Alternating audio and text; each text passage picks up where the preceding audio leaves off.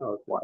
Okay, time is now 6:34 p.m. We are in session. 6:34. Notice is hereby given that a regular meeting of the City Council of the City of Sandy Oaks, Texas will be held on Thursday, October 10th, 2024 at 6:30 p.m. at City Hall, 22870 Feast Road, Sandy Oaks, Texas, where a quorum of the City Council will be present. All agenda items are subject to action. You can join us at the Zoom link provided in the agenda.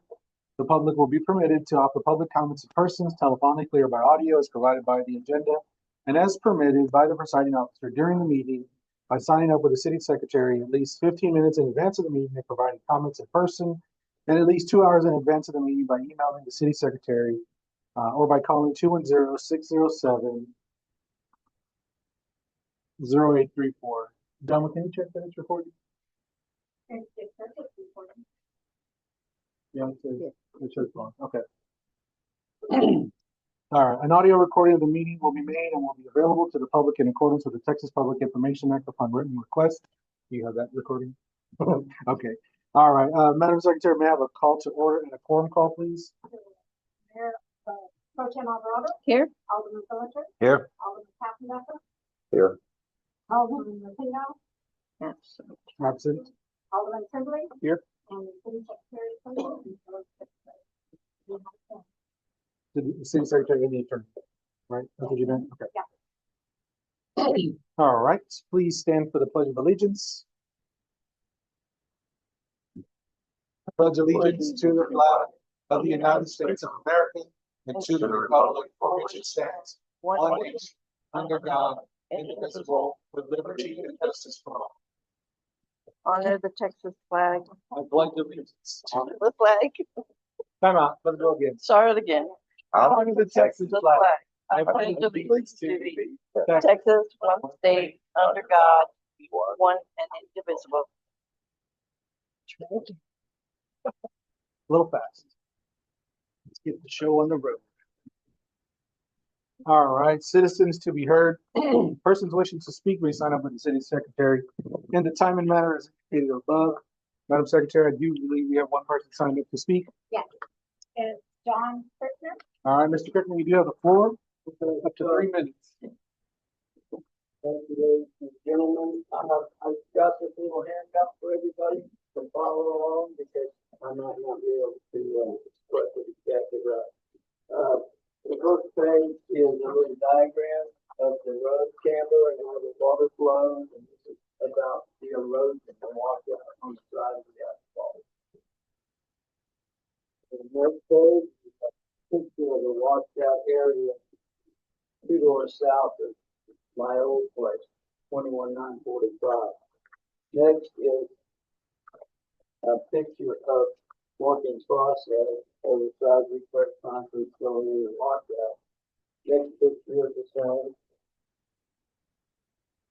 Next picture is as repaired, and this has been in place for well over a year. You can see where the grass is beginning to grow. The next picture is the material, it's $7 a ton. And then on top, you lay a finer base on top. That covers the total thing. Throw in some Bermuda grass seeds. The grass, you'll notice if you look down the road, you'll see that when grass grows up to the asphalt, there's no washout, even when it goes up a little. Okay, then we had the issue recently with the person that built the rock obstruction too close to the road, and that was not permitted. Okay, I agree with that. Okay, so now we want to move the mailboxes 4 to 8 inches away from the asphalt, which I do not agree with. The postal regulations say 6 to 8 inches back from the curb. We don't have curb, so it doesn't apply. Okay. And then the last but not least is a picture of from TxDOT, their example of where to place a mailbox. And they said we have to place a mailbox if anybody wants to have it done on a rural highway. It's not anywhere close to the asphalt. It's on the edge of the Road base. I consider the road base part of the road base, because the asphalt on top of the road base. Part of the road. Thank you. Thank you, sir. Appreciate your input. All right,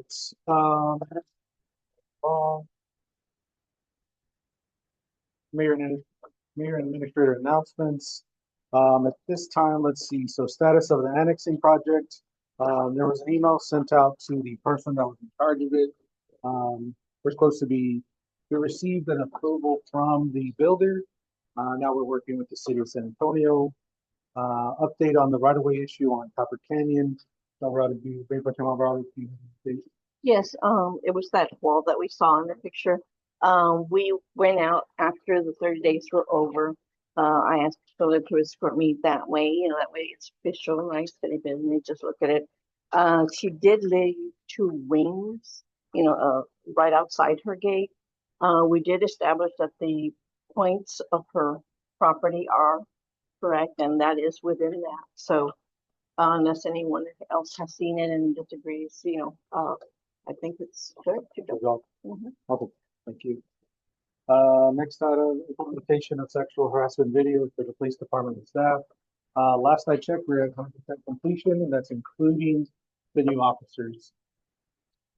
Credit card policy, still trying to work that way in. It's difficult when I'm not here 100% of the time, but I think credit card spending has stabilized and there's a process at least in place. And then personnel policy updates.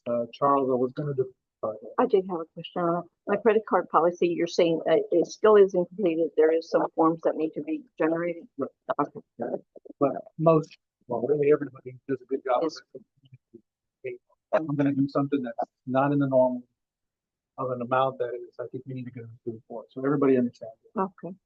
And then personnel policies updates. Charles, did you have anything? If not, we can talk about it on 11A old business. Okay, I am not complete, but I am going through.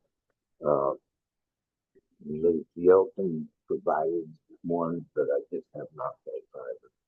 But and I was going to tell you about that. Be careful because I update. So the one I sent you is newer than the one that she has. Okay, So what it may be better to do is take what I sent you and figure out what's missing and add it to her since she already added pages and table of content. So just to make one correct version. So what you sent had So what I more, sent him had more, as as in whatever policies we agreed Oh. to have. that we missed. the edition that she had was not the current. Correct.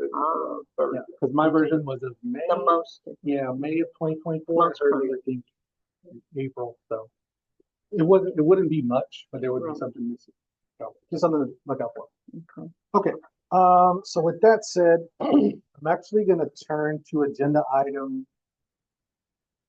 12D in respect for time for Mr. Saldana, who's the postmaster for Mr. Almendorf and for San Diego. Mr. Saldana is the postmaster. We do have a presentation, so if you could turn your attention to the TV screen, 30 on the floor. Thank you. Good evening. My name is Mike Saldana. I do work for the United States Postal Service. Sorry about that, Mr. Martinez.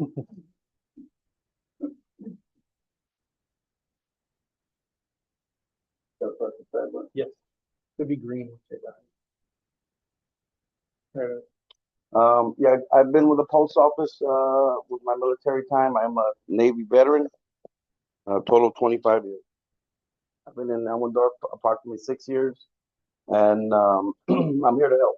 We want to make the city look better. We got a couple issues with some boxes, but not all boxes, and we'll go with the PowerPoint. Thank you. Next slide. Next slide. It's a long way across the road for Wi-Fi and stuff. They're not doing it. It's working this morning. Of course. I can read off the screen. It's called technology. Yeah, but it's not showing. Yeah. Yeah, you want to just work your way up. We got pictures at the end. Here, don't. There you go. There you go. Okay. Yeah, here it is. There it went. I think it's just too much. And fill out Too a big. little.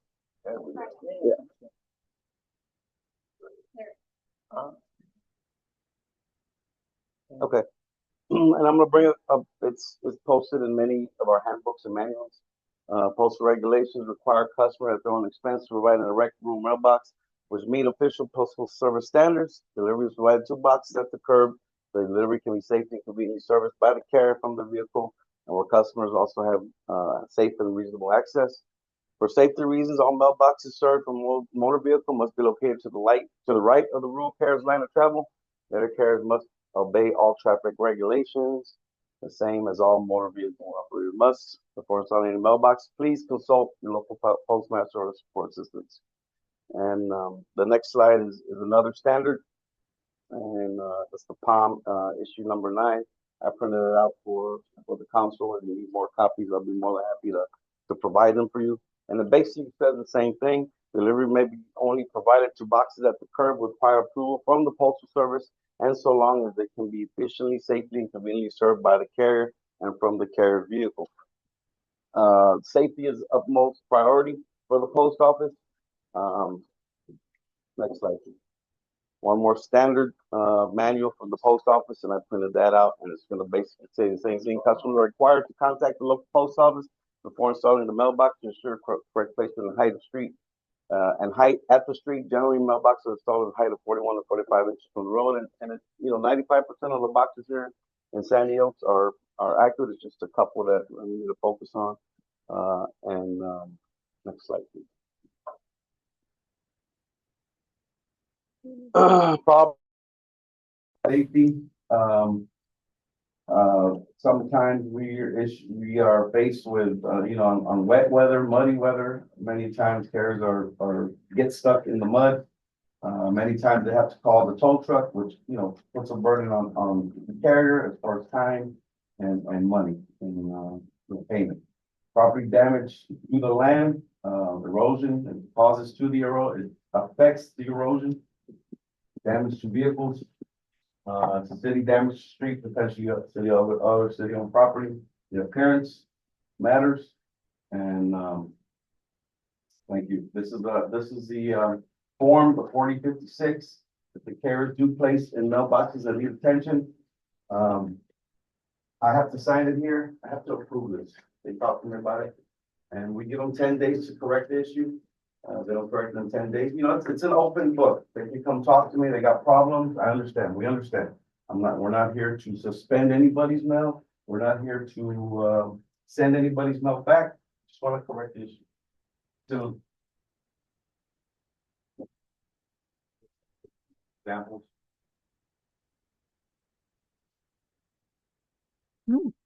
Not doing it. Hold on. There we go. Yeah, it's too much on it. Hold So on. you want to stop the presentation and then just show it in the form of. There you go. I got some simple fixes. These boxes here in front of these houses are not meant for that type of delivery. Every mailbox in Sandy Oaks is what we call a mounted delivery, meaning the carrier pulls up to in front of your house and delivers the mail from their vehicle. These boxes they have in front of these 2 houses, and there's not many, are meant for a what we call park and loop route, which means this box will be at the door and the carrier walks house to house and puts them out the door. Mowing, that's a big issue. We don't know what's in front of this. It could be a boulder, it could be a rock, it could be a hole. So we ask customers to cut and trim. Another example here, obviously this slab is new. Prior to the slab, the box was here. The carrier now has to drive over the slab, and there's a pretty deep drop causing damage to the vehicle. Not only that, the slab gets damaged. A simple fix, the box can be moved to the center here, which is easy accessible, safely accessible for the carrier. Next one. Yes, please, thank you. An issue we have here, this is one block, one side of a block, and every box is uniform. Right across the street, we have 3 boxes that are on the fence line, one here, and one here. Obviously, there's distance here, between the street and the fence line, which can cause problems. You can see the tracks here of the vehicle. On a wet day, carriers could get stuck, slippery. I will advise this customer to move the box, as long as it's aligned with those other boxes down the street. Good to go now. Obviously, these mailboxes down here, a little more fancier. In a situation like that, I had talked to the customer, and they should have, given me a time to approve these boxes, but they didn't. So, we'll have to definitely talk to that customer about that. So Diane, on this particular thing, Yes, sir. they could either move it to the street or move it to the clothing street, correct? Will that be a satisfactory? Are you talking about this street here? Yes. Yeah. No, because the line of travel, so the mail comes in order. And the carrier, I don't know if he comes down this way and turns, Right. more than likely he hits this box, and then right after that, this box. He doesn't live on the side. Yeah. So well, I think water, on water was. And it depends, if this is a different street, then the address, is not gonna be the same, you know what I mean? The box has to be in here with the address. Yeah, that's his, like you're saying, that's Waterwood Pass, Mhm. and this side to side is Silver Challenge, so I wonder what the address is. Yeah, Not very, but I can, And easily, this guy, before he starts building a rock mailbox, he can easily wreck the post easily. Next one. Yes, please, thank you. There One more, two more. we go. very good confusing. Ah, okay, that's okay. I know which, Like this. we know which one it was. Yeah, Hold on. Here we go. 10 is about the same thing. This customer took it upon himself to, Sorry. a block his back. Next one, please. This one was an eye opener even for me. The next one. Next one. And the carriers, bless their heart, they work hard every day. And, they just work through all this stuff. This was off a ditch here. On a wet, muddy day, an inexperienced carrier can easily slip off and cause more problems. So I talked to the carrier about that. Priscilla pointed this, Mrs. Smith Mhm. pointed that out to me. We will be receiving another 2 weeks box. Ready? Yes, ma'am. And one more, Oh, yeah. And to add to this gentleman right here, the erosion, driving on them streets with the carrier does affect that hit. Might I make a comment on that? My property that I repaired and the property in the handout that's 2 doors down, there hasn't been a mailbox or mail delivered for over 10 years on those two. Mhm. And it's not a matter of the carrier driving off the pavement. It's just a matter of the hydrology, as I did in the first diagram. The water comes on. What is the policy for a block? If people are, obviously, will put branches, trash out. Technically, yeah. So if technically the carrier has to get out. Now, if it's an everyday occurrence, that's something different. If there's a car that's broken down for 2 weeks in front of the house, then that's a problem. If it's safe to exit the vehicle, the carrier will do that, tell them to do that. If there's branches and stuff, if it's there 1 or 2 days, it's not a problem, but if it's for an extended period of time, it becomes an issue, definitely. We have one. Yeah, Is that when That's- those are? yes, ma'am, that they will be given a notice in that case. And mind you, the carriers, they get paid, differently if they, what we call dismount a vehicle, get out of the vehicle. That's a different type of pay for them. So, if that becomes an everyday occurrence, of course, the carrier is gonna wanna get paid for doing that every day. So, but if it's not a problem, 1 or 2 days, I don't see an issue. So much so, and one of the questions that I had, right, is looking at your regulation, it says 6 to 8 inches. And if we have a mailbox, we have a mailbox that's 12 inches, Correct. right, from the road. So are you telling me? But are you telling me that for 4 inches, right? Right. 4 inches, you're gonna stop somebody's mail. No. Okay. We will And not do that. I asked that question, right, because we're all elected officials and we all work for the citizens. Sure. And I don't wanna put a citizen that voted us, and you know, a lot of us weren't voted, we were appointed. I wouldn't put them out over 4 inch Correct. discrepancy. Sure. So, if Well, that's the case- we understand mail communication, mail is communication. It's very important to, especially the elderly, who are not accustomed to working on computer, getting email, whatever the case may be, working on apps. So we understand that mail is very important, especially in Sandy Oaks. I'm here to help. I don't wanna foretell anybody's mail. I don't wanna send nobody go back. If they have a problem, all they gotta do is come talk to me, and we'll figure it out. We'll figure it out. Not an issue. Yes, I sir. have a couple questions. Of course. Before I ask for clarification. Sure. Mr. Crickmer said that from the curb, and we don't have curb. Commonly, when a regulation at the state level is written as curb, or where the curb would normally be located, which is the edge of the street. So we're talking about 6 to 8 inches from the edge of the blacktop. But we're a poor little country town, got no money, everybody's broke. Yes, sir. But we have places where the edge of the road is not where it's supposed to be. Like in front of my house. Okay. There's 5 feet of roadway missing in front of my house. Now, I need to take my mailbox out and move it to the existing edge of the road. No, Thank you. yeah, you, And I'm not the only person in town with that issue. Those that are located on a curve, the curve edges get a lot of extra traffic. So, like I said, we have some curves in town where we have 1.5 lanes instead of 2 lanes. And, you know, it's just time and money. Again, this isn't a venue to say, hey, I'm gonna go after all these people that are not following the rules. It's just obvious, issues, we're gonna. The carrier has a problem. you can bring it Correct, to yes. And you will address it. Correct, and We don't- again, we don't have to 95% of the, mailbox. no, yeah, don't, you don't have to worry about me. Our specific issues, I believe, are on the grades where your carrier and our citizens have to pull off of the blacktop to pick up or deliver mail. And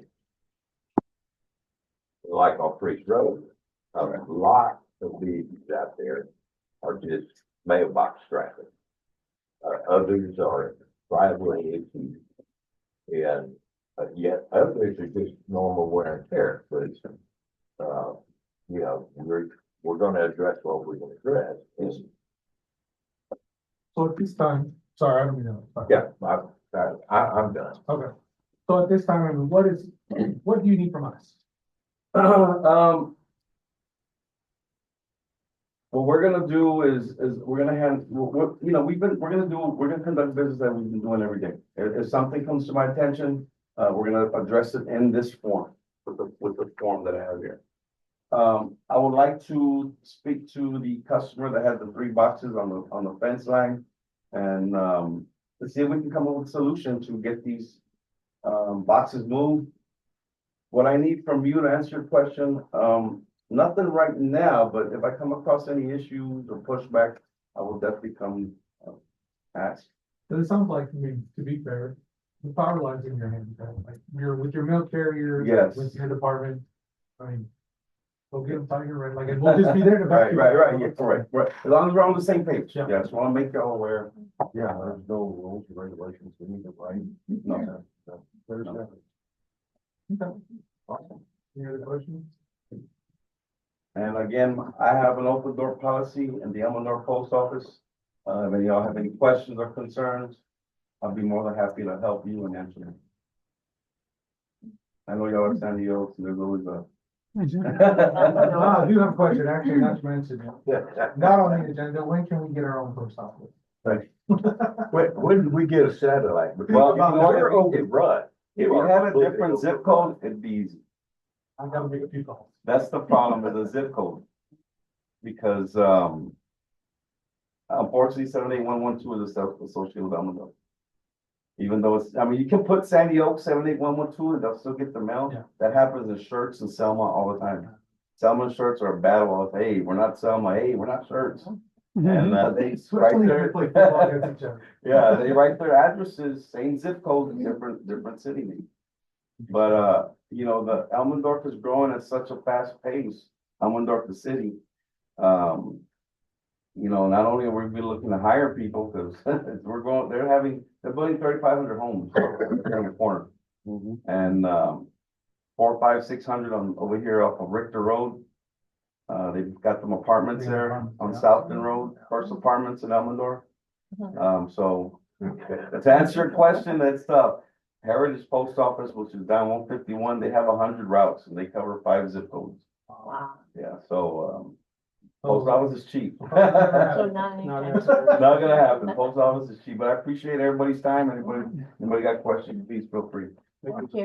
Thank you, Mr. Saldana. You are more than welcome to, be tortured and stay in the meeting. but you do No, not have to. yeah, thank you. I'll Thank you.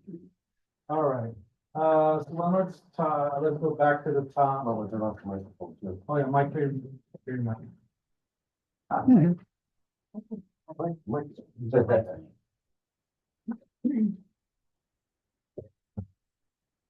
Okay, so consent agenda, all matters listed under the consent agenda are considered routine by the city council of the city of Sandy Oaks and will be enacted by one motion. There will not be a separate discussion of these items. If discussion is desired, an item will be removed from the consent agenda and will be considered separate.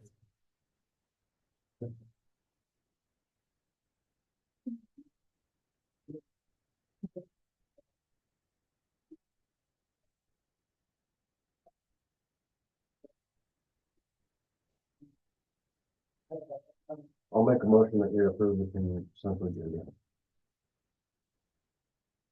As presented? Absolutely. I would second that motion. All right, I got a motion from Alderman Coffendacker and a second from Alderman Fillinger to accept the consent agenda as presented. All those in favor say aye. Aye. All those opposed? Thank you, that passes. All right, moving right along. Priscilla, can you give these to, I don't know if you meant to leave them here. Thanks. Thank you.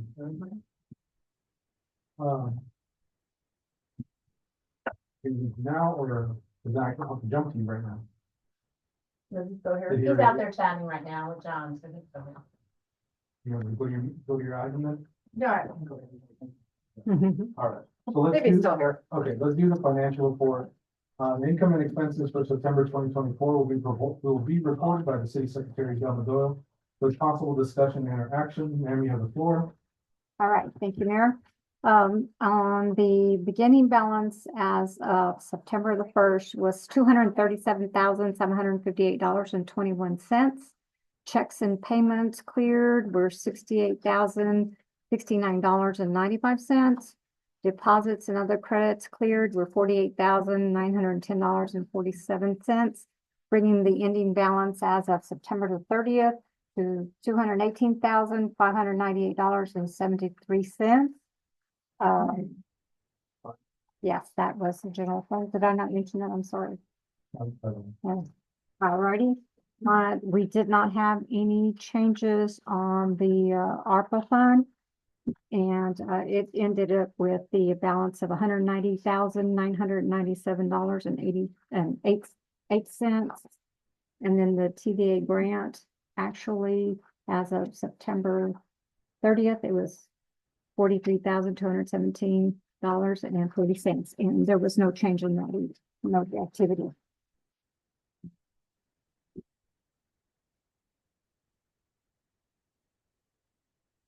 I don't understand that there was two hundred balance on at 9:30 to 218,500. What is the actual carryover? Into the new budget year? What is the carryover? The carryover. when you say carryover, meaning what are we gonna take from this 218 and put it into the new budget? What's, yeah, exactly, what's over, not so much put into the budget, but I mean, I have the budget for. I didn't factor any carryover in order for us to have funds available for months that are down. So that's what I, that's what I like to see is what the area. Okay. Before we talk about moving or expending any more than $1,000, we're in a new budget year. Mhm. So it's really not a balanced budget at this point. I'm not understanding the question. If we look at the total budget, then we look at 24, 25. all the expenses going in, Mhm. it's not accurate because there's more money in there to be spent than what we initially looked at. There was no carryover. That There was no budget, carryover. that budget is based off of tax rate change. So it's balanced. This is funds available to us to have cash available for months that are. But we also look at what we anticipate bringing in sales tax, the property taxes. We look at what we anticipate bringing in court fines, all of that. Mhm. All of that, all of that is figured into what wasn't spent is carryover. So if we look at. So if you look at the end of this one. Right, this is the 23-24 budget. We're upside down, $119,000 in extra. That's Our revenue did not match our expenses. what we're talking about. That could be. In the 24-25. 23-24, yeah. Top line under 24-25. Yeah, The line item, the like, first like, line this- item. like this one right here, right, Exactly. so put in, I'm not gonna put in $200,000, because that's not. I have the previous one, do you want to, Yeah. 23, 24? Oh, no, I Right, know it has.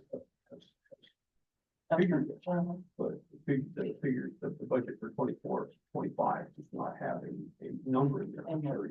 Right. Nothing at all. Right. So even though it's, you're not gonna utilize it, there are other items, line items that had. That were funds left. Okay. Yeah, Right. so we have not amended, right, the 23-24, so from our understand, that was your answer. Right, yeah, Right. so it's understand that those dollars would be included in the carry. Okay, So, I mean, so we have not, well, we closed this budget, so we'd have to amend it to figure it out, mhm. and then we can use that as carryover to add to the 24-25. Is that what you're asking? Right.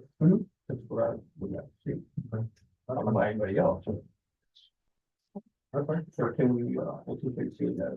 Yeah, we can, I don't like, so my personal opinion, and that's from the accounting firm, the audit firm. I don't like the true budgets. And the reason why, because it does not tell the true story. It shows that we match dollar for dollar. But we didn't in this case. Right, We did so, match so, dollar for so dollar. again, right, if we look at. Let's pull an expense.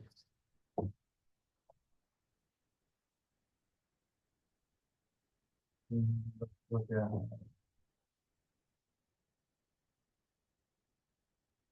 But you look at the budget overview, 23-24. Right, Right. so at the end of the last page. $1,300 was spent for street maintenance, streets and maintenance, right? And our budget was 8,000. So if we true that up to say our budget was $1,300 to match our actuals. Then in my next budget cycle, I'm going to say, we only need $1,300. That's why I don't like the true.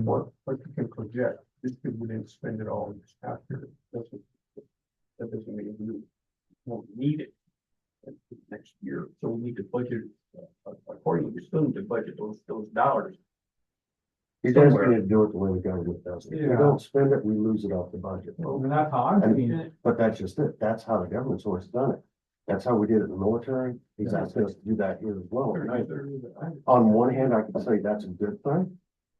On the other hand, I say it's not. And the reason why I say it's not, because if we go off and we start cutting budgets because we didn't spend money. And then that 1 year that comes up now, how many patrol cars you got, sir? We got 4. Okay, that 1 year that comes up, we need 5, which isn't this year. The money's not gonna be there. Is my point. You know, example, tools and equipment the budget is 11,000, full-time equipment is 11,831, right? So in that case, if I make my budget 11,831, that's not true, because there's a lot of one-off expenses there. What we mainly do is increase their budget if they spent more than that. Yeah, I don't agree, and the reason why I don't agree is because I see the transaction. A lot of it is one-off stuff that we'll never have to purchase again. Now, maybe they don't need 11,000, and maybe they can work off of 8,000 based off of the things that are regularly scheduled items, not just one-off. Right, I mean, again, we can talk about it more. Okay, if you can come back with the. Yeah, I can come out with the budget and overspend, show yeah. the actual, you call it over or underspent, Yeah. to see what we budgeted and what we actually did not spend in the last fiscal year. Well, I'm telling you, we overspent, right? We're $119,000 over budget. I didn't add up all the numbers. I didn't add them all up. If I may interject, Yes, sir. uh, our beginning of the budget predicted a $75,000 carryover. The report says We never added it. we are $75,000 under budget, which means that although we've been changing the other things, we never added in last year's carryover. Right. Because if we actually spend $189,000 more than we had budgeted for, or had income for, we'd be broke, not with money in the bank. Well, then So, the reality is we're 30, or 25, or $45,000 Oh. upside down. okay, So that's what you're. and Just one. I can accept that. Yeah. But, you know, it's why we have double entry. If you've got a positive here, you need a negative here. And we updated line items, but we never put in the carryover from the previous year. So, I do agree with the mayor that amending the budget, I'll say it again, I do agree with the mayor that amending the line items throughout the year does give you a false report at the end of the year. Okay, we moved $5,000 from here to there, well, now everything's happy.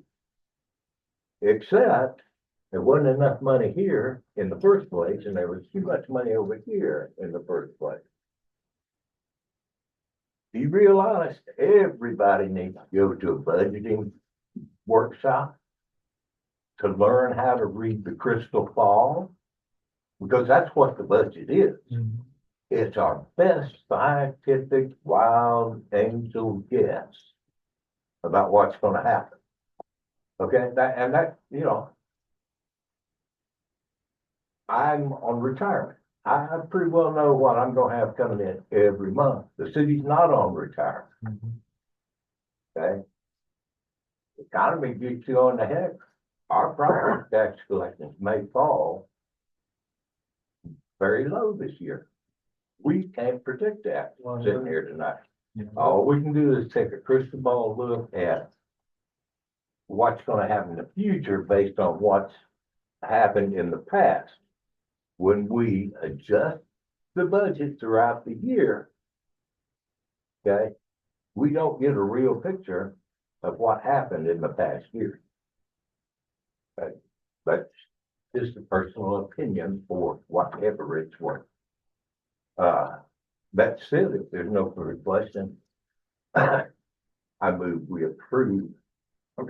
Yeah, I move we approve the financial report as presented. So I have a motion from Alderman here and a second. Alderman Stockton down there. To approve the financial report as presented, all those in favor say aye. All right, All those opposed? That passes. All right, moving on to the next item, 7A, updates and announcements from Public Works Director Priscilla Smith, if possible discussion or action. May you have the floor? Good evening, council.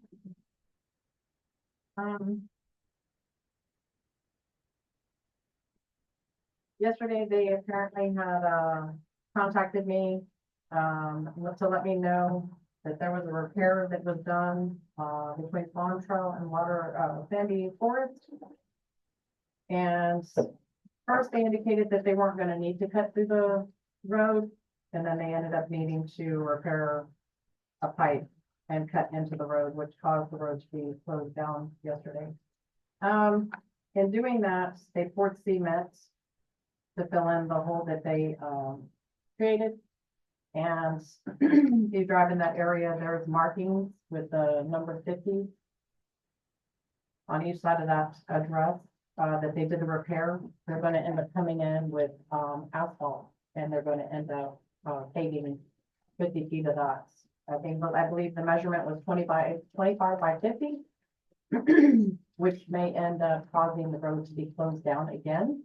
If not, then at least one side at a time will be done. I won't know, anything just yet. I did talk to them. They're thinking sometime maybe next week that they would start repairing that, that section. Excuse me, But this is saws. that's solid. Yeah. This is saws, So, and they subcontracted it out. And in talking to them, the contractor asked what our city, required. And I basically let them know it's what Barrett County, you have to go against their road standards. and So- just to point out that the place where there is the repair, there isn't a road to go around that section, so. Correct. We're not blocking traffic completely, there are detours around that here, so. So, Yes, so you can get around it safely if people need to exit, so.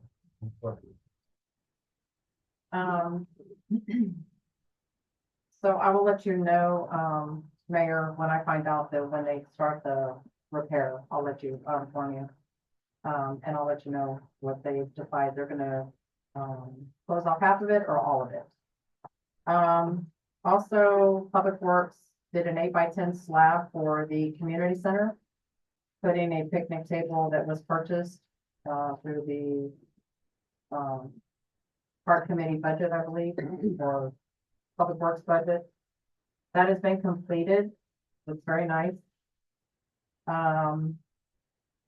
And also wanted to let y'all know, I don't know if any of y'all are aware of this, but at the end of Waterwood Pass, the road ended, but they have been doing construction back there, bulldozing, the very end of Waterwood Pass. I don't know what's gonna happen. I'm sure questions are gonna be asked about property being for sale.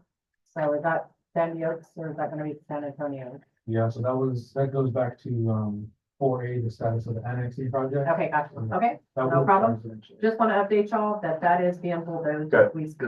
Currently, to answer your question, Mhm. currently that's Bear County. Okay.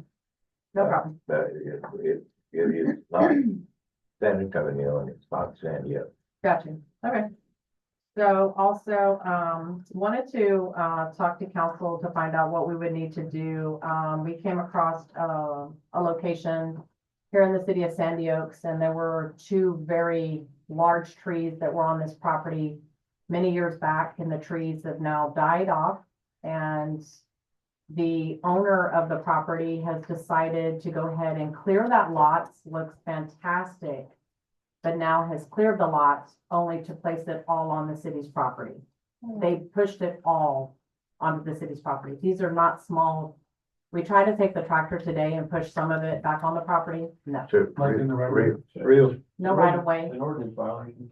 It is on the same part we had Cassandra come in and help us with the encroachment Hmm.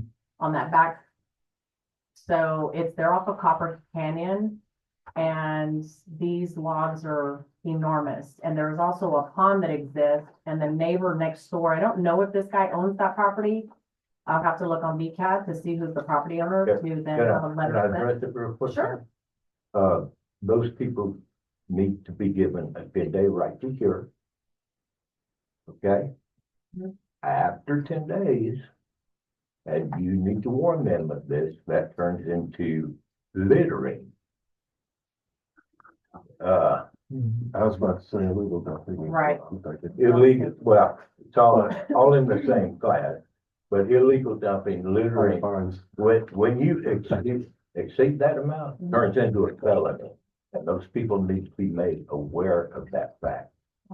So I would just ask a little support in that area, because that's been coming, apparently the norm around here is clear your lots, and it just gets pushed over to the neighbor. I mean, even residents that move in and their tree falls and there's a vacant lot and they decide, "Eh, just gonna go ahead and drag it on over there." It's an ordinance violation, I think, either a visit.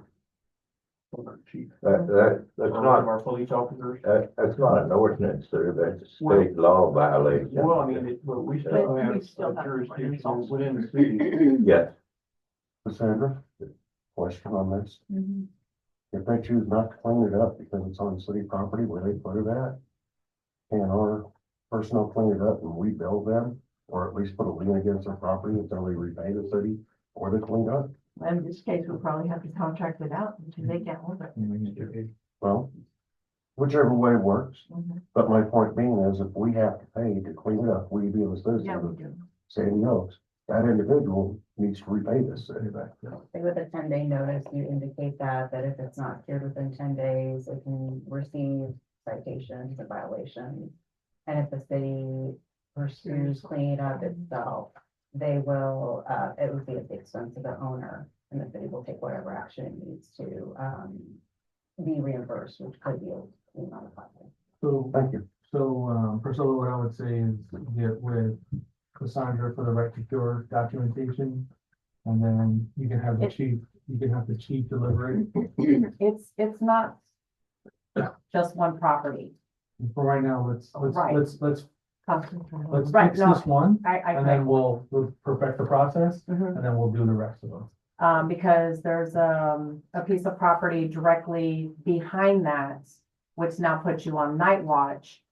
And fantastic. I mean, his pool looks amazing. His property is fantastic. But where he's decided to clean his lot in that process, and I've spoke to you about it, and it's one of those things where how can we prove he did it, this, that, okay? Pictures say a lot. And that's, I have a lot of pictures of the stuff he did put in there. And now we have burnt material in that hole now from him or his neighbor. So it is a problem through that area of just doing as you want. But that's a lot of properties out here that are being cleared. Is the first thing they want to do is just push it to the back. Well, let's slap the wrist of one, and Gotcha. then they'll start talking. Not a problem. Sounds good. Gotcha. Anybody else? All right, thank you, man. It's 7:21, Alderman Coffindaffer has stepped away.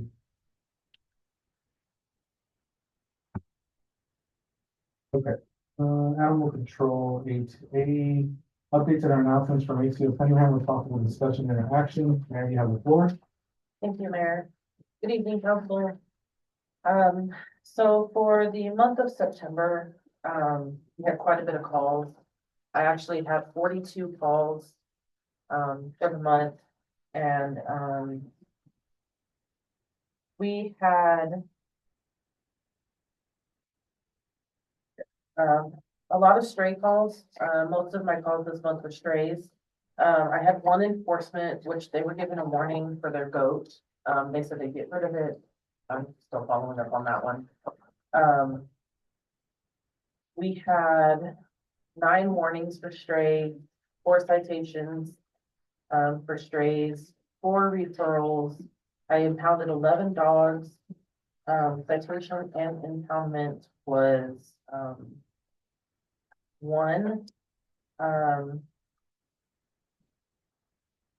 I had 3 that I was unable to locate, 3 that were dead animal pickups or an injured dog, 2 no violation observed, 4 pending cases, and there was none that were resolved prior to contact. That gives me a total of 10 warnings, 4 total citations. This number is actually, incorrect. I actually did 22 citations. However, they were already given to the court system, so I was unable to enter them into my system. I just did the 4 that I had left. Referrals was 4, impound again was 11, impound and citation was 1, unable to locate 3, injured dead animal 3, no violation observed was 2, and pending cases 4. The total number of animals taken into the facility was 11. Animals in custody as of today, including 1 in foster, is 10. Dogs that were transferred out of our facility was 6, and then we only had euthanized 1 dog. I have had an issue where there is a person in the community who is intentionally running over people's dogs. I have been trying to figure out who it is because the description that I was given, the lady was not very good at remembering who did it or didn't get me a license plate. I had no identifying information other than the color of the vehicle. They left the dog that was euthanized. They hit it on purpose and left it for dead in the street. So that's a big issue. That's cruelty to animals. So I'm actively trying to figure out who did that. Another issue that I am having is a lot of people are not getting their dogs vaccinated for rabies. I did have a bite case come up just the other day, and the dog was not vaccinated. I do provide every person that I speak with low cost information for the rabies, for all of the vaccinations and spay and neuter. So this person is someone I previously spoke with, and they did not like the answer that they received, because if your dog bites somebody and it's not vaccinated, you have 2 choices. You have to take it to a rabies facility, or you have to euthanize the dog and send its head off for testing. That is the only 2 options that they have. And I don't think a lot of people know that that's what happens if your dog bites somebody. So I would like to make that known, that that is the only 2 options that you have if your dog is not up to date on rabies. If your dog is up to date on rabies, you have the option to home quarantine your dog for 10 days, separate from any other animals, alone in a room. You take it out once a day to go to the restroom, you put it back. And it makes it to where everyone involved is safer. I do try to educate everyone that I come in contact with. Unfortunately, a lot of people don't utilize those resources. I did want to bring something up that was in the ordinance. As I was looking through there to try and figure out, some information. The dangerous dog information that's in there is conflicting. So you have, in the ordinance, it states no dangerous dogs are allowed in the city. And then, if you look further in, it gives the regulations for a dangerous dog. So I'm not sure, maybe y'all are able to take a look at that, but it is in there. So your situation is where the citizen is saying, I'm following these criteria, I can have my dog here, even though it's a dangerous dog. No, ma'am.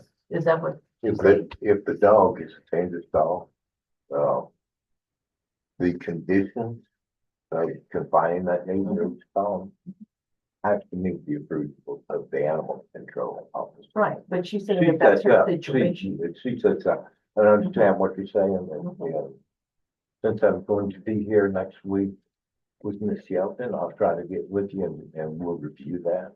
If it needs to be updated, we update that one every year or 2. I just wanted to bring that to y'all. Well, thank you. It's in there where it's kind of contradicting itself. Okay. I have had one person register their dog as a dangerous dog. And that's the only person that I'm actually actively aware of that has a dangerous dog in the city, so.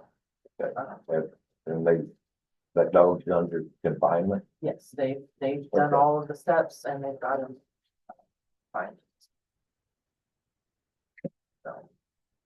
Hopefully he doesn't. We'll talk about it, that is. When we need that to. But I think that's all of the information that I think that under the Davis dog's position, isn't there a licensing fee for keeping a dangerous dog? Okay, thank you. All right, so I just want to go on record at 7:24, Alderman Toppin never came back in. And then really you kind of blended A and B, so unless you had something else to discuss.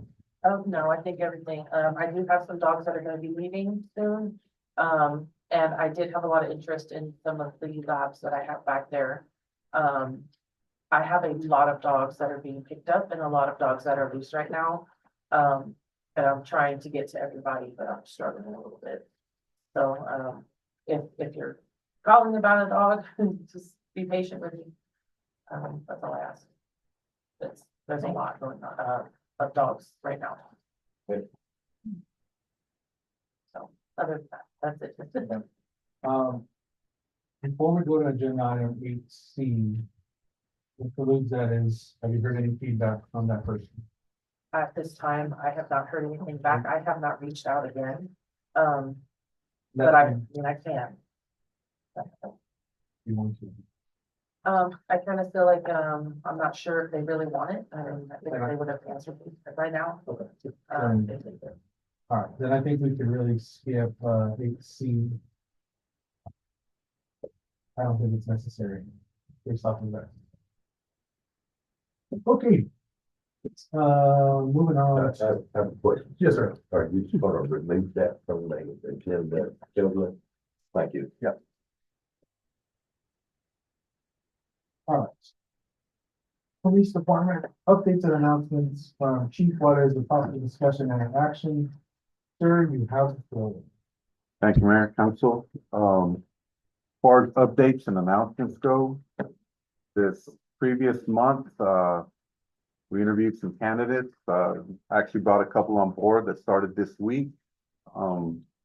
We started hitting the evidence rooms, going through the evidence rooms to make sure we take our inventory. The investigators started going through cases, finding cases that were not turned in, contacted the lab, find out how many cases we have in the lab that are pending being sent off to still be tested, some that have already been sent off and returned to the lab that need to be picked up. Corporal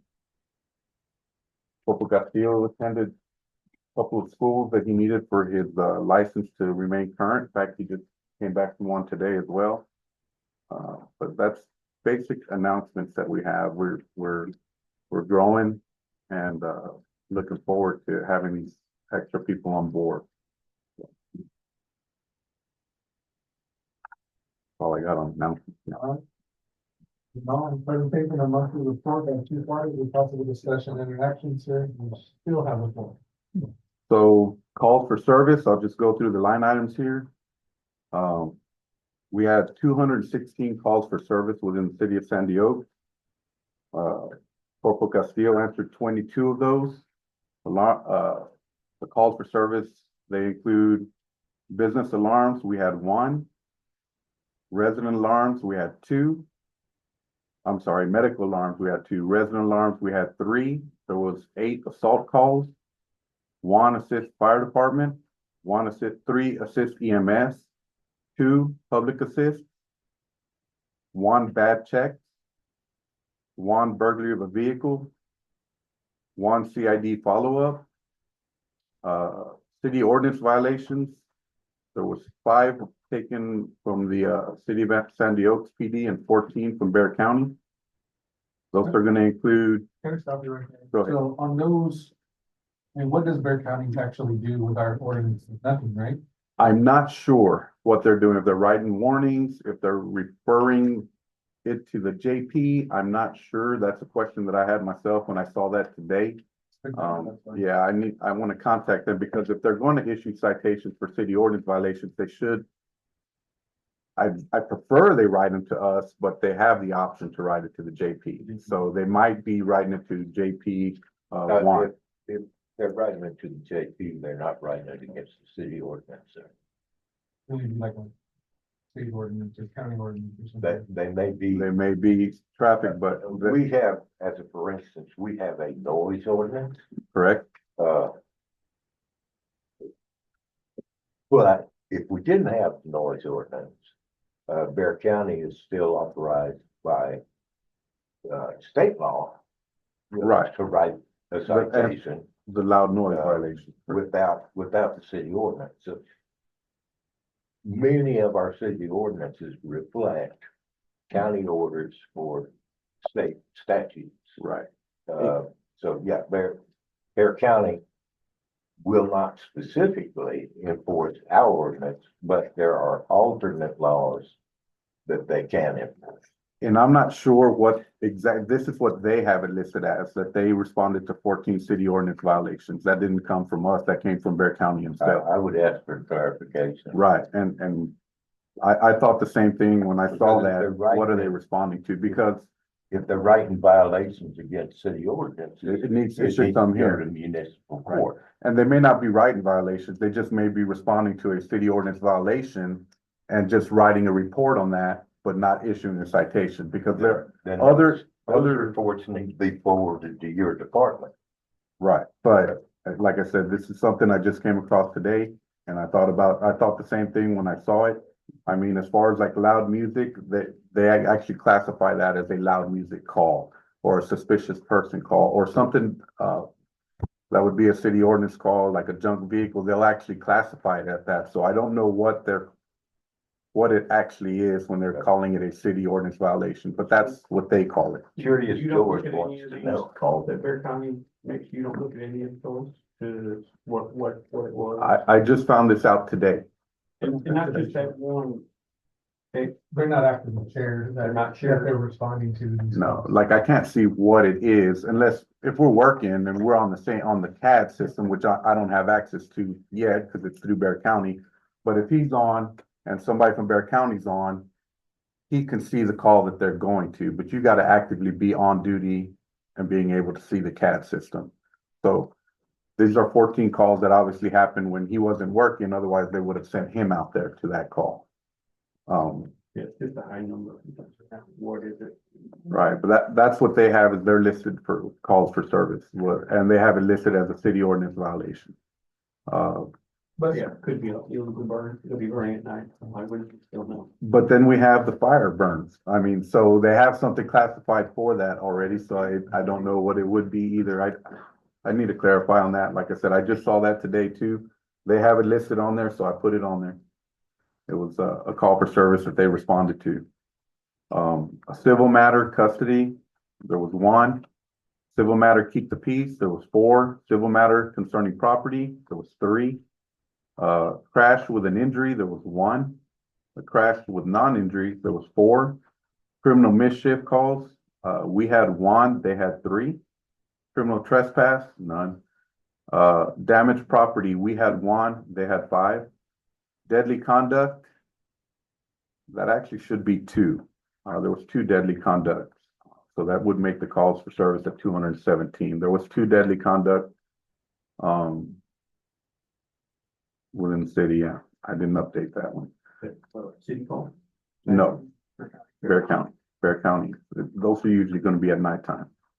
I think that's another, I think, a level of detail we may want to get eventually is when are these 194 coming in, right? Most of them are Right. nighttime, like, Well, I mean, because if they were in the day, Yeah. they'd be sending him. Right. Right. So, family disturbances, 8 of them. Neighborhood disturbances, 3. Noise disturbance, 7. Verbal disturbances, 4. Shots heard, 3. Deceased person, 1. Emergency detentions, we had both of those, 2. EMS calls, 17. Fire calls, doesn't necessarily mean there's a fire, could have been a fire alarm, whatever, but fire department was dispatched out there. 6. Found runaways, 1. Harassment calls, we had 1, they had 2. Identity thefts, we had 1. Injured sick adults, 10. Information reports, 10. Injured sick adults, 2. Come down to, patrol by request, 4. A probation violation, none. Reckless drivers, 1. Stalking, 1. Suspicious activity, 3. Suspicious persons, 3. Suspicious vehicles, 5. Theft reports, 5. Threats reports, 4. Towed vehicles, 1. Unlawful carrying of a weapon, 3. Voyeurism, 1. Welfare check, we had 1, they had 10. Wanted person, 1. And 911 hangups, they had 32, we had 4. Citations and warnings, there was a total of 9 citations and 4 warnings issued by us. And all I know is they made 25 traffic stops. I don't know what they resulted in. So look for the calls for service. Actually, Bear County was quite busy here last month. Yes, sir. Yes, sir. More calls than the previous month. But Any questions on the monthly report? And those are just Bear County calls here in our city, right? That's just within the city of San Diego, yes, sir. Yeah, you need more officers. We're working on it. We're working on it. Bear County's working too hard out here. We need more. Believe me, I agree. I spoke with the deputies at National Night Out. Yeah, they've been busy out here. It's a lot of calls for this size town, but we're working on, I'm trying to get 24-hour coverage 7 days a week. That's my goal. Awesome. Because a lot of these calls are at nighttime. And that's when we need to hit it. Even the stuff that Priscilla was talking about, she's talking about, well, this is happening at night when they're doing the burns or pushing stuff over. We need some night patrol. Thank you. Yes, sir. Any other questions? All right. Moving right along, 9C, discuss and possible. Okay, did you have a question? Okay, sorry, I thought I heard you three. Discuss and possible action on resolution 2024-212 for adopting hiring procedures for the police department.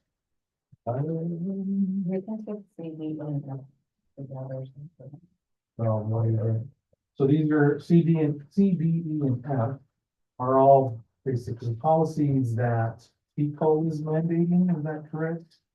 Correct. Not a whole lot that we can change, so they are being enforced. We are being forced to accept that policy and procedure. actually, it's fairly simple, sir. We're basically gonna be doing the same thing we have always done, except the chief is now required to report those things to TICO. Yeah, the allegations of misconduct are still covered under local government code 143, where an officer that has a sworn statement against him has a right to the copy of the sworn statement, and blah, blah, blah, blah, blah, blah, blah. So the laws aren't changing. The hiring laws aren't changing. It's just the chief now has 3 additional duties to report allegations of misconduct, improper conduct by a licensed peace officer, the personnel files and hiring practices. But it's not going to change anything here other than the chief gets another duty. Yeah, you're right. And then the resolution actually lists section 2, adoption of policy for misconduct, section 3, adoption of policy for hiring procedures, section 4, adoption of policy on personnel files. So yeah, I guess it could have all been. Well, we need separate policies within the police handbook. Right, but it's one resolution. But it's one resolution for all 3 items. It doesn't really change anything. I'm sorry, I'm doing so. Under the misconduct portion of this, where did the CCRB fall in place? Well, So we still utilizing. Yeah, it doesn't change, it doesn't change local government code 143. And it doesn't change our CCRB. That's completely a local option that we are allowed by state statute to have. Not a requirement under the resolution. It's never been a requirement. Okay, it's an attempt for open and transparent local government. Okay, the chief is still the chief, he still sets out the discipline. The Citizen Complaint Review Board just reviews that, either agrees with it, it says, carry on smartly, lash him hard, or, you know, hey, chief, we think you're too heavy on this guy, or we think you're too light on this guy. And the CCRB makes a recommendation to the chief and reports the result of their meeting to council. So it doesn't affect it, this resolution doesn't affect any of that at all.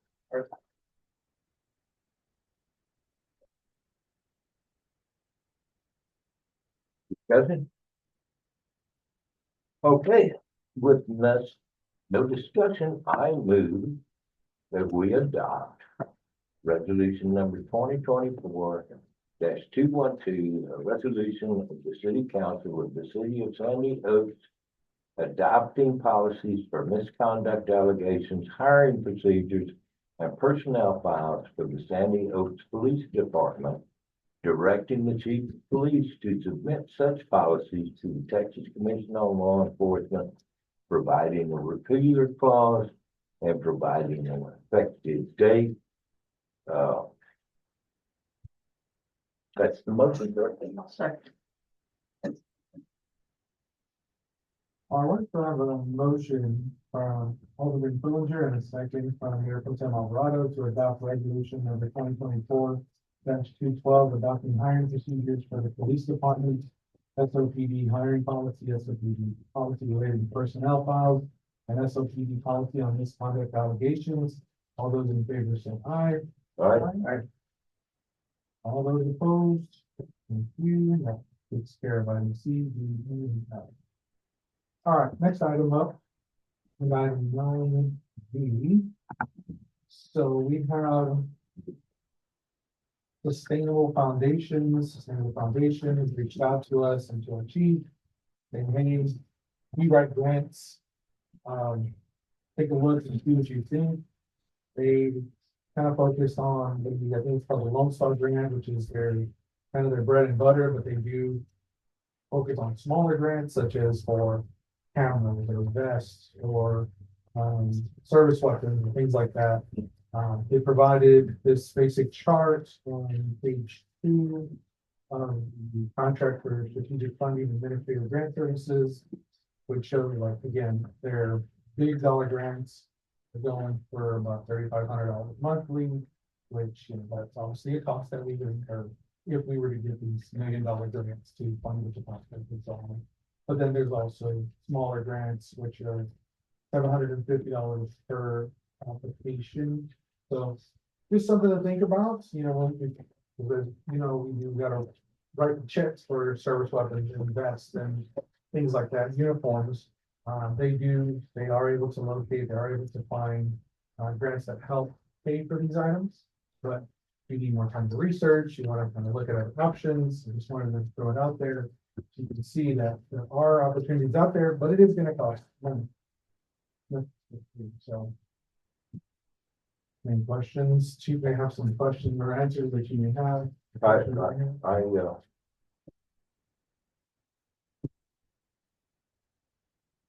have a question. Are you familiar with these people also? Yes, sir, I know them very well. So the person's name that's up there on the very front, Corey Martinez, he was the chief of police, and I've known him for several years. And his wife, they pretty much own this company, very pro law enforcement. He's currently a chief deputy for a constable's office down south, but so I think the main thing is, for example, we were to buy 5 vests. right? In anticipation of having, or with these new hires that we're gonna have coming in. Right? You're looking at about $1,500 for the vest, another $400 for the carrier, almost $2,000 each if we bought it out of pocket. If we went and paid a $750 one-time payment to them for the vest grant, it is a gamble. They may not get it, but they have over a 90% success rate. And the times that they've not gotten the grant that they put in for, it's usually not their problem. It's because the city didn't do something that they were supposed to do to follow through.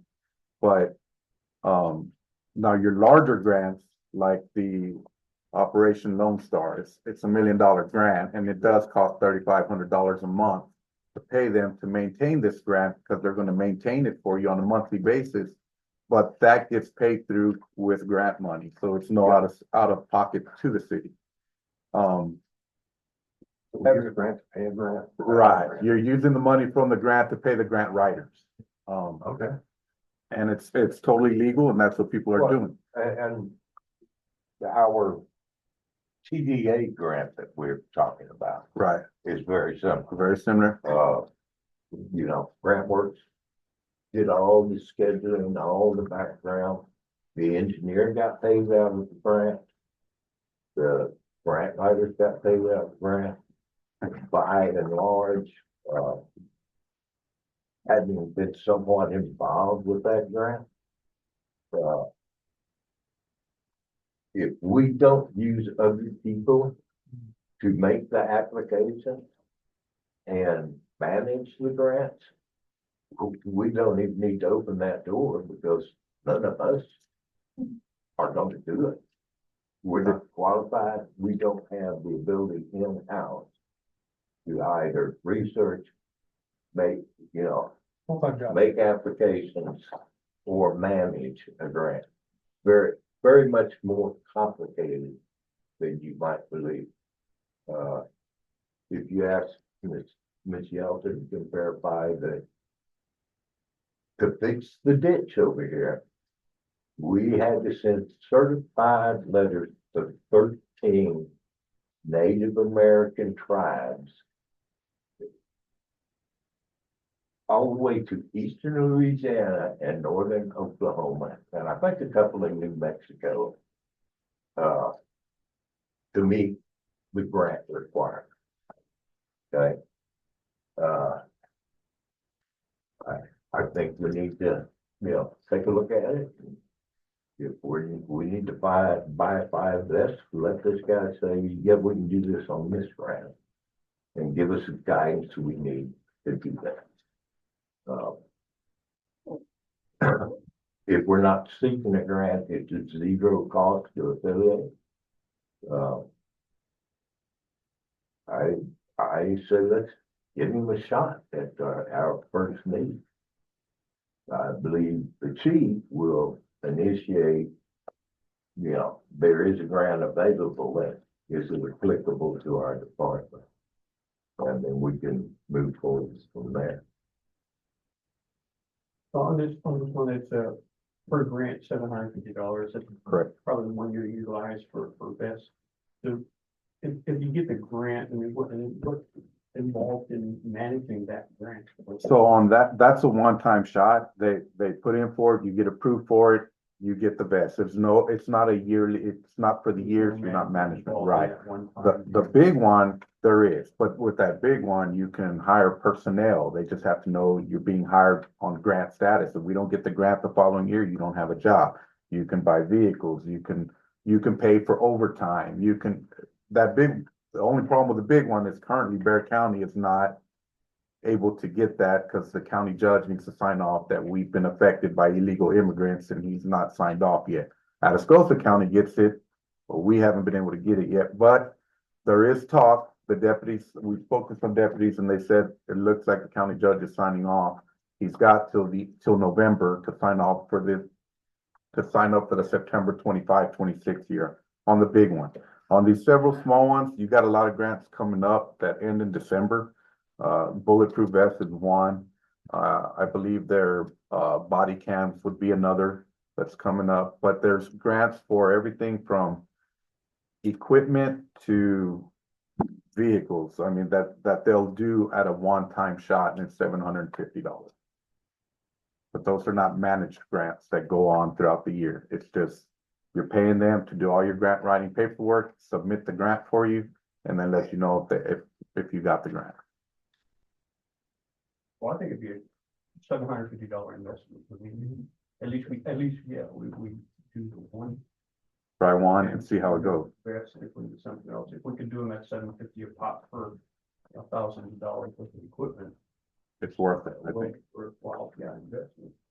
So I would, You need to review the contract that's under. I would assume so, but. Yeah, but I don't think we need to take any action on this, let's give the attorney to review, that would be my motion. How much did we spend on those items? 30,000. Yeah. There's probably a grant. 150. There's probably a grant for that. And there is a grant, there is a TASER grant, yes, sir, there's TASER grant. And it's not retroactive, so. I'll second, All right. So the motion, There's no action. no, the motion is to pass the contract to the attorney for her review. Where am I? Okay, so a motion from Alderman Fillinger and second from Tremblay? Yeah. Okay. And a second from Alderman Tremblay, to pass the contract for strategic funding and administrator grant services over to our city attorney. All those in favor say aye. Right? All those opposed? All right, moving right along. Next item, discussing our possible action on the employment, compensation, hours, duties, benefits, and start date for a position of police officer. As our chief of police has mentioned, we had another applicant who appears to be qualified. He is K-9 certified, and he's wanting to come on board. I think the chief's recommendation, the salary was $48,000. Correct. $48,000, which is still within our budget. Start date is, I got everything returned on him today, Okay. so it's now on Tico's hands, once we submit it to them. When I spoke to the Tico lady last time, when I got to get my stuff on the Tico, she said, my staff, depending on how busy they are, I just happened to 2 to 3 luckily, weeks, maybe 2 to 4, maybe. up 7 to 14 days normally is what she said. Okay. But it could be sooner, it could be longer. Now it'd be in Tico's hands, but we've already gotten his fingerprints back. We've gotten his background check back through Secure Share. Everything's done. He's currently a deputy in Live Oak County. He owns his own K-9. He's certified. The dog is certified. It's a drug dog, a bite dog, and a tracking dog. And he's willing to come on over. It's just now it would be in Tico's hands. Once we decide, yes, let's submit it to Tico, which could be done as early as tomorrow. Because some of these items on the policies that we adopted says before hiring. Right, so we have to do the people stuff before hiring. So even though we've done all what he's mentioned, that's a part of the process. with the K-9, will there be any city as far as? I would just recommend paying for the dog food. I mean, if possible, if we could reimburse him something for the food, because there's nothing that's gonna be need to pay to house the dog. Yeah, he owns the K-9. Dog, but any veterinary care, anything like that, or the. Dog gets injured in the line of duty. I would say we have to do that. They consider it an employee. Actually, Well, yeah. you laugh, but yes. Consider it a peace officer. Yeah, It's capital murder if you Yeah. were to kill a K-9. exactly. Also. And do we need Police to retrofit K-9s are a vehicle employees, and they are officers. Mhm. For that officer, we have to retrofit a vehicle for him to carry that. So he has access to get a donated vehicle to him if we need be. If not, I was thinking maybe the Tahoe could be retrofitted for that purpose. The brown Tahoe that we have out there. That's something we haven't discussed too far into because we still haven't hired him or told him he's going to be hired yet. We just did his background and all of that information. For future reference, chief, I'd rather somebody didn't bring their own patrol car to get to the work. Well, yeah, it's not his. It would be donated to the police department, not to us. Something just don't feel good there. If that makes sense. It's not Right. really his, but you know, cousin Billy Bob down the road, and I'm Yeah. not saying he knows him. He'd be happy to donate a car for me to use. Well, It's too many things are, and again, sir, that's not, it won't be his personal vehicle, it would be a donation to the city. I understand, but you see how it just doesn't seem right. In my experience, I've seen vehicles donated from ranchers. I've seen, emergency response units donated to the sheriff's department from, the Wyatt Ranch. I've seen, other companies donate vehicles to pretty much every agency I've ever been at. They've gotten vehicles because, I mean, it's tax write-off for those big companies. Well, When they maybe I donate. just misunderstood your wording, but if he got the job, there'd be somebody to donate a vehicle. Well, he knows somebody, because he got a vehicle donated to Right. Live Oak County from a company, and he knows they donate one here for him as well. I'd rather we retrofit our own vehicle. And I'm saying this on purpose, because if I get the job, I get a vehicle donated to this department. If I don't get the job, who's gonna hire me so I can get the vehicle donated to that department? Well, true. Would that be I see that. something? But you see, it sounds too much like free cold flow, No, I get what you're saying. and I don't care for that. That's what it sounds like to me. I could be wrong. But that's, I would suggest, sir, we table that discussion until somebody actually, makes an offer to donate a vehicle then we to don't the have to- city. true. To bring on an officer for 48,000 who has her own dog with those qualifications, Correct. that just seems like an underbid on some talent there, that's all. He's good. He is good, and I know it's not that much. He's young. He's mainly been working the highway. He's already seized over $700,000 in currency this year alone. And he was trained by the investigator that we hired. So he was his mentor before this officer ever became a cop. The investigator got him into the academy and has mentored him in investigations for several years. And now the applicant is a Live Oak County deputy at this time. He's been there a few years. So he's coming from Live Oak, Live Oak he's County. leaving Live Oak? Well, he hasn't left yet. He's a Live Oak County deputy, But he but wants to yeah, come. he wants to come this way. And his wife is a police officer in Three Rivers, Texas. So they're a family of police officers. His wife is a cop and he's a cop.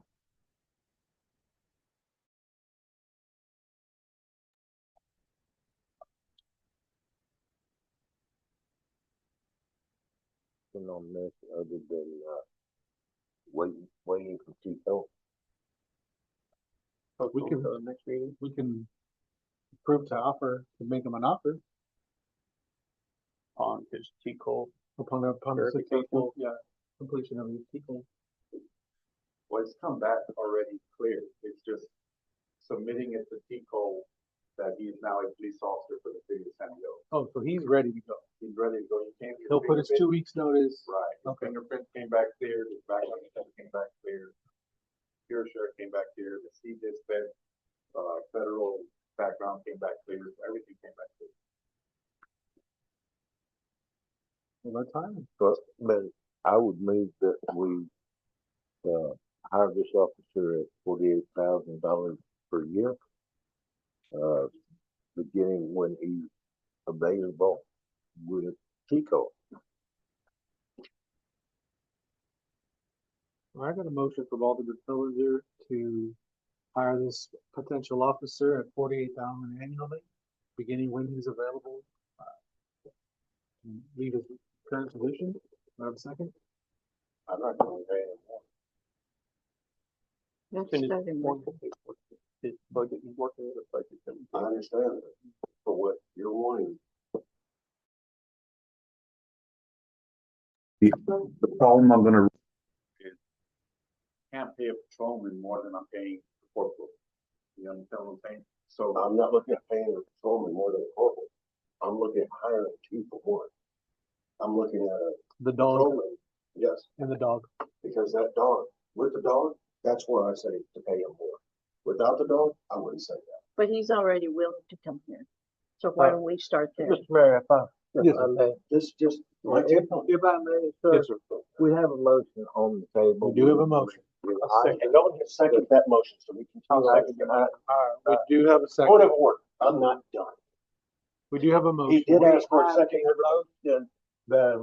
And the either motion we get a was second or we don't get a second, but You have to wait for. stop Mhm. and either a second or no second. All right, so we do have a motion from Alderman Fillinger and a second from Alderman Tremblay to hire this officer at $48,000 annually. All those in favor say aye. Aye. No. All those opposed? All right, that passes 3-1. With Alderman Coppendapper voting no. All right, moving right along. I'd like to make a motion. Yes, sir. We address 12A this time, sir. 12A. Okay, we could skip to 12A because 10A is not available. So Tom is not present.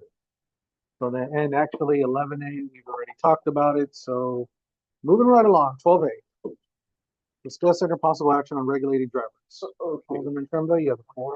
We've had, citizens, bringing this to our attention. I've had, discussion with the mail delivery, person about the, some of the ditches along the roadways, erosion, causing driveways to erode the side of the roads.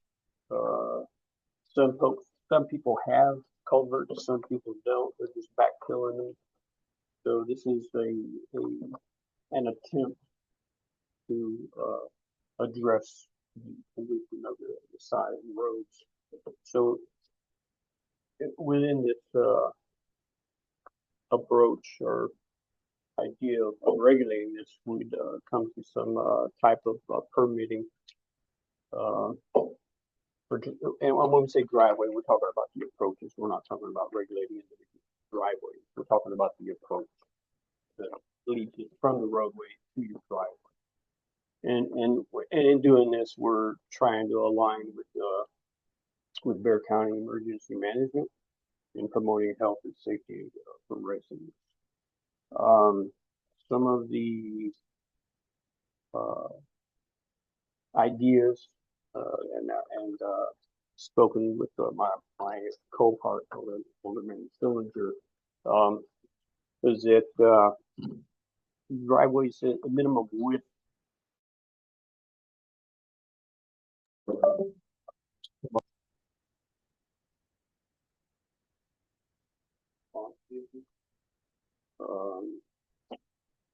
as far as the drainage.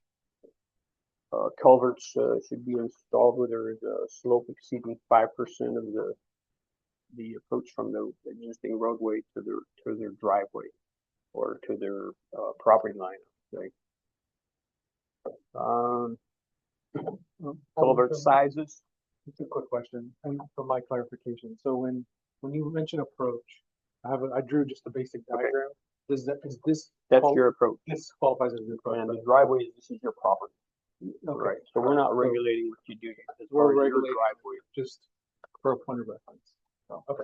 All right. Sorry. Go ahead. Okay. So when there is a culvert required, and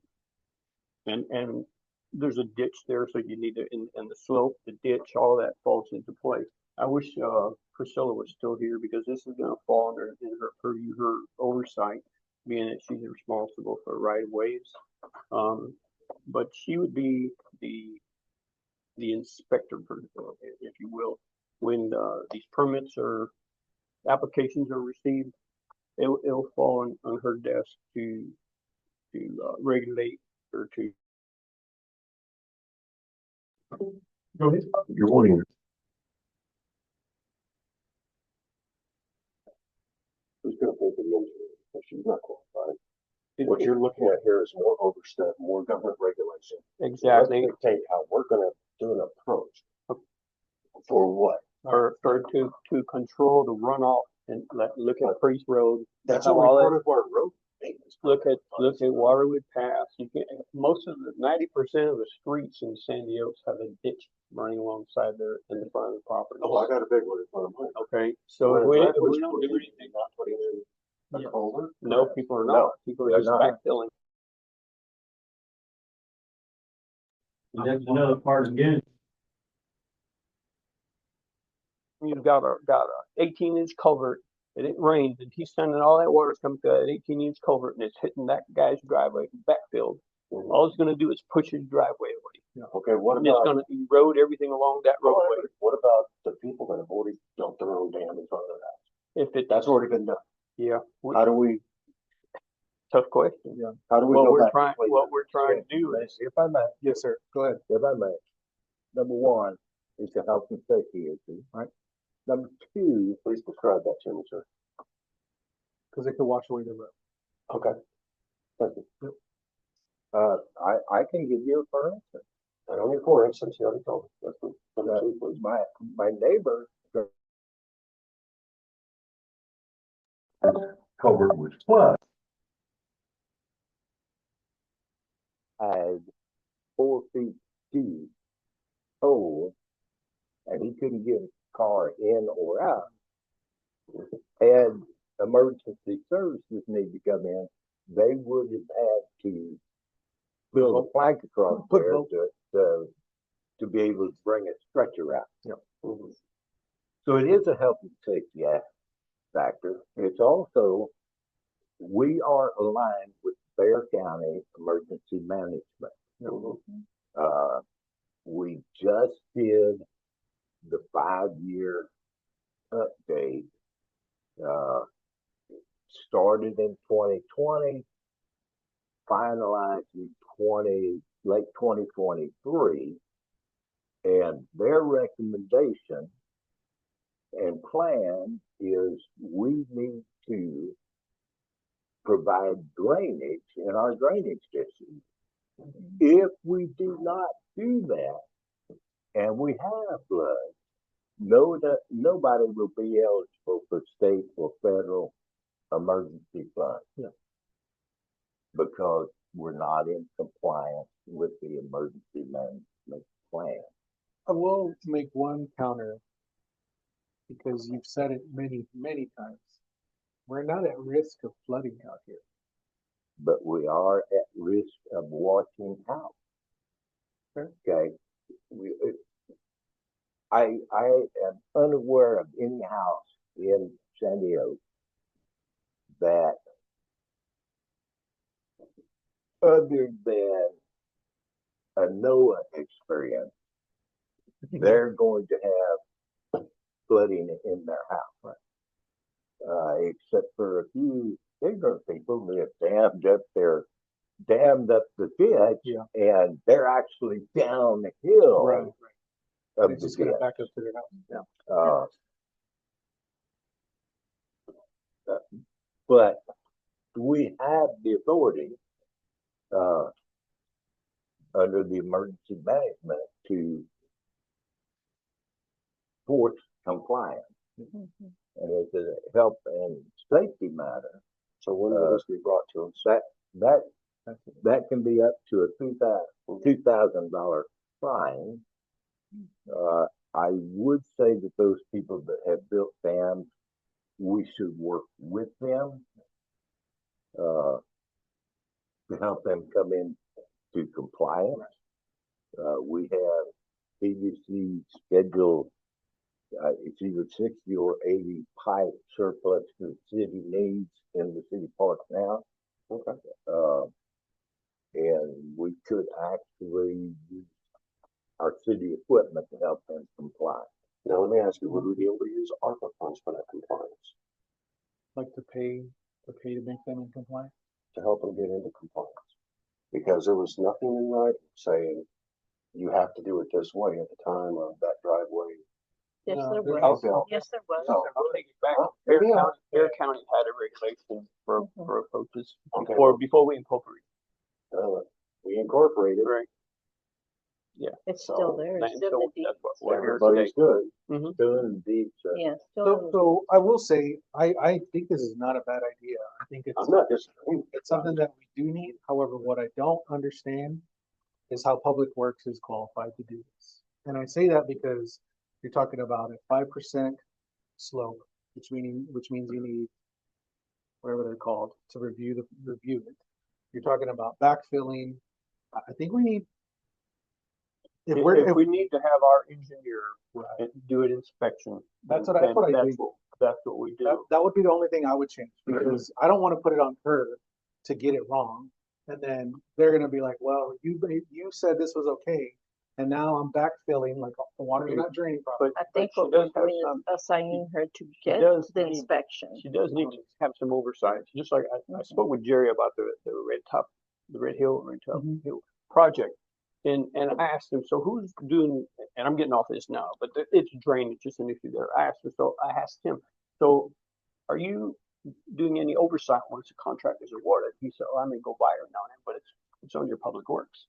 That's what he told me. But So, and Right. Priscilla does get out And- there. but She all- actively goes out and she looks and she sees something that's going on. There's a guy building a house right here on Waterwood Pass. Had his farm set up like right on the property line. But don't Look at forget, our this guy. Public Works is not actually doing any maintenance, right? Right. They're maintaining, No, no. they're maintaining what they can, but they're not out there installing utilities. They're not out there digging in right of ways. No, but we do know the rules. Yeah, Okay, but I think we need more, not more oversight, right? That's not what I want. I think we need somebody, give a professional. I would have no problem with saying, let's bring the city engineer.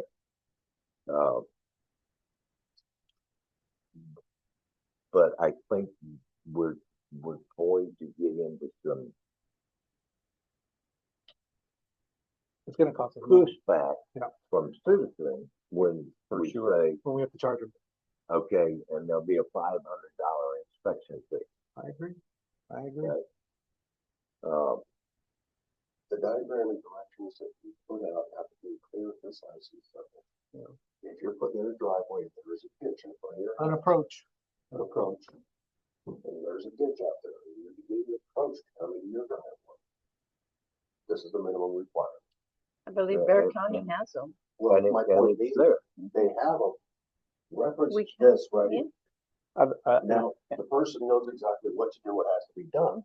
Now, if the person's contractor decides, no, we've done it here before, it's okay. Guess what? It's on you. You hired that contractor. I don't need an engineer to go out there and say you're wrong. I don't need for someone to say you're wrong. You already know you are because you hired a contractor.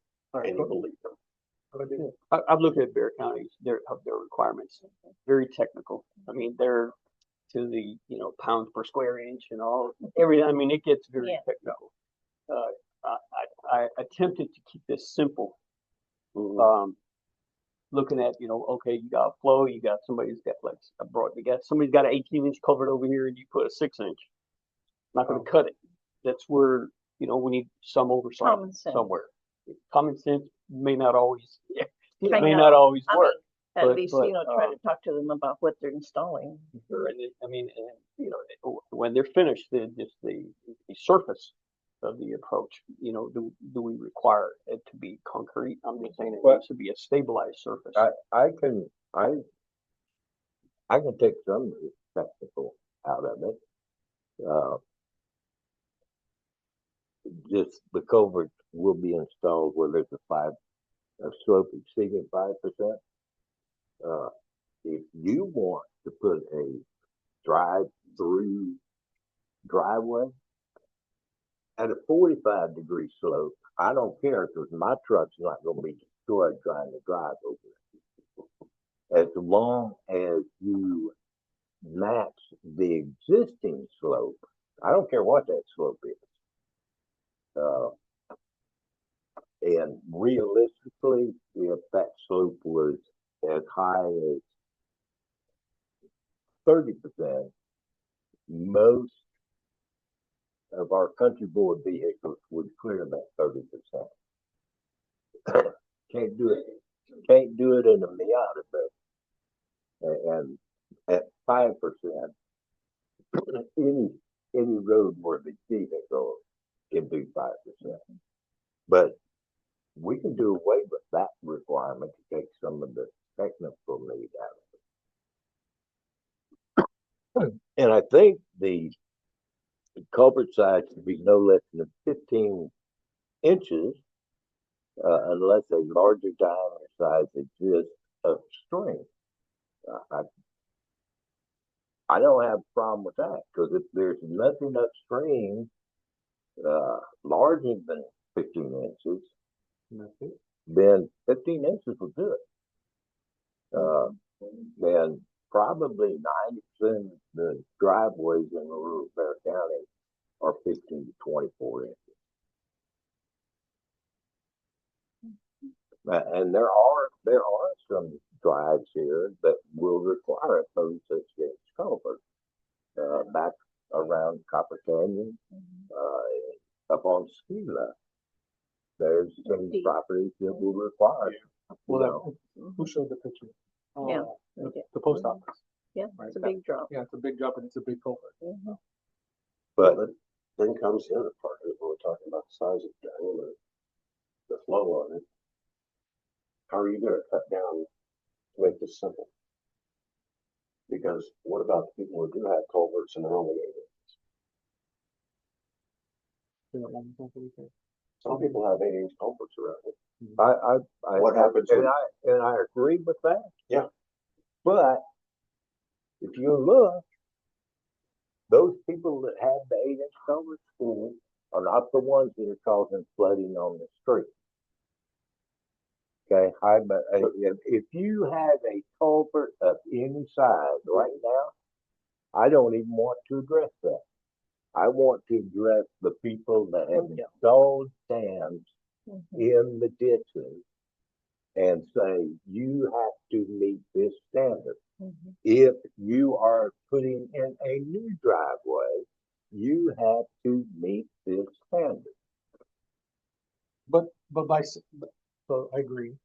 But by saying that no less than 15, now you force them to take an action, right? If they have an 8-inch culvert, because now it's in our ordinance. It's existing. Like It's you said, existing, yes, but he now, says but that- this says should be no less than 15. So now it's written, it's an ordinance, it's passed, it's had a second reading. So it's a problem now, because you made the 8-inch person now out of compliance. no, because he's Okay. saying that he doesn't So want to address those. You may not be able to fix it. Hold on, time out. You may, hold on. You may, we're not here. hold on, let me finish. You may not address them physically, but now you force them to be addressed. No, sir. Yes. We just put one more clause Okay. in there. We just So put if that- you have an 8-inch existing, but we passed this ordinance, you will not have to do it because we put this extra clause. in fact, we're gonna talk about a fence ordinance, and you're gonna see wordage in there that That has a loophole. if you built a legal fence in the past, and We're not concerned. since there's nothing other than the state standards currently, which is 8 feet walls, for a resident. Okay. If when you installed this, it was legal, and the old ones, the 8-inch culverts that you're talking about, those were all permitted by Bear County back in the old days. If you look at those 8-inch culverts, there's not any new ones out. So do we have to ask for that permit by Bear County? No. If it's an existing. Bear County did my approach. They Okay. did my. Okay. It's like inspections, If- when they if go there's inspect an the home, existing it's culvert. pre-existing, it was good, it was code when they built the Prior to, house. Sure. So that we're not So that's what I'm gonna saying. So, penalize okay, them. if you're gonna, again, right, who do we work for this instance? I'm not about to sign something that's Put a gonna clause say, in yeah, about that, yes, please. that's basically the. So point. This anywhere, is in the ordinance. No, I know. You're talking about, I don't know what's funny. anywhere where an approach is Yes, installed and Mhm. impedes the flow, natural flow of runoff, a culvert will be installed to adequately control the flow. I mean, you put something like that. Yeah. Uh, Yeah, that's my point, right? Like, we can't just punish people for living. oh, and we're not punishing anybody. We're trying to correct the. Right, we're trying to correct Situation. the bigger issue, but I don't want to correct I don't want to punish the people that have a working setup. Unless if we don't want to. Damaging. Unless it's damaging. Unless it's damaged. Damaging Okay. the right of way. Yeah, the perfect footing for Charles. So, okay, here's the thing, we're going to get a $350,000 grant, in the past for culverts that should never have been installed. Yeah. They were undersized and they were off plan. Yeah. All right, so then what do we want to do with regulating driveways? Do we want to authorize Sandra to draft an ordinance? Is that what we're trying to do today? Well, we have it. Is that it? All right, more feedback from the council. I think, like I said, I don't think it's a bad idea. I don't want to put people that are doing the right thing out of compliance because it Okay. says 15 inches unless, larger exists. So that'd be my only amendment, I guess you would say. Then, Again, for this and like I said, I think we do need to get, I don't mind her being out there and inspecting it. I think we need an engineer's approval, even if we have to eat the cost of it, because that only helps us because that protects our roads, right? And that's the most important part, is that our roads are protected and they're not eroded. Yes or no? Protects the city from lawsuits. Say we have a situation, one in the whole street and everyone has culverts. I don't think she would have a problem saying you need a culvert. No, it's not You know. that. It's her approval. That's what's stated in here, right? But She will for her to inspect. go out and say, everyone has a culvert, you need one, No, that's fine. But But I again, can understand like in the deep ones, right, well, there's this no is saying way. if there's a 5% slope, Mhm. right now, she needs to come out with can't remember. Well, the we're name. gonna remove that, correct? No, I'm just saying, like, I'm saying, I think we need an engineer involved. And she can manage the project while it's getting installed, but she can, I keep saying, in every Public situation, Works can't approve the installation, but it has to be an engineer. in every situation. She can go out and say, you need a culvert, because that's the reality of it, you don't have one. Right. The only way we're gonna, if we're gonna do permitting. Yeah. And require a plan, the only ones we're gonna get are the ones that are doing new approaches. Anyone that has existing is not gonna come in here and ask for a permit. Right. If it's an existing So driveway, then- unless we go out there and we say, look, okay, your driveway is damaging the right of way. Okay, you're now required to correct the situation. That's where the ordinance will fall into play. So who's gonna go out and issue these violations? Well, the thing is, I just want to mention that we're non-compliant. right? So, Have they told us we're not it's in the compliant? 5-year plan. No, I know that, but I mean, they have Yeah, not come they out did. and tell us that we're not He- compliant. they It's did. in the 5-year plan. They that did. The city of Sandy Oaks needs to clear Mhm. blockages from their drainage. Okay. system, All right, Okay? And we need to address overhanging growth, which we actually have an ordinance. Other vegetative growth. So you're saying that was the exact quote from what Bear County said? Right. The city of Sandy Oaks, Between 2020 and 2023, they did the plan. the city of Sandy Oaks has blockages in their drainage ditches. That's correct. Those are the exact words. Did anybody ask what blockages? I'm not gonna say that's a direct quote. Well, I mean, the way you put it, you made it sound like it was. But my question is this, if they're accusing the city of something, did anybody question? They're not accusing, they're documenting for your future reference that if there's a Why flood, you you're that not gonna big? get. It you're sounds not like an gonna get- accusation. You're not gonna get funding, you're not gonna get, It's that's what not they're a- saying. It sounded like an accusation that they lodged against the city. What So the they- only person that can answer my because question we is you, got- sir. We have 2 recommendations. Clear the ditches, clear the brush overhead. 2 recommendations, okay? City of San Antonio has a 2,000-page document of recommendations. But if you don't follow the recommendations, none of your citizens that are affected are going to be eligible for state or FEMA funding. I'm only asking so that way we And have I'm clarity of what Bear County inspectors are looking at. Because if I'm gonna go out here, It's not a Bear County inspector, sir. It's Bear County Emergency Management Agency. okay, the Bear County Emergency Management Agency came out here, performed an inspection. So that individual from the Bear County Emergency Management Agency, God, I'm sorry, someone's gonna type all that 20 times over, is now qualified as the inspector saying, this is what's wrong. Somebody's saying, okay, please show me what you're seeing so I can address that. Instead of doing a general address across the entire I don't community. think it's their job to tell us. But, well, look, and I'll- If you're telling me I'm gonna- that my hold on. community's doing something wrong, I need to know what you're looking All at, right, so let's. so I stop can right address that. Let's stop right there. So it's a general, I think it's a generalization that the city of Sandy Oaks has two issues. That's great. We already did Drainage, that. drainage and brush. And that was it, right? I mean, I don't know how much time they spent on it, driving the community, I don't know, that's why. but I think it's a fair assessment. Because we know we have drainage issues, we know we have overgrowth in the right of way.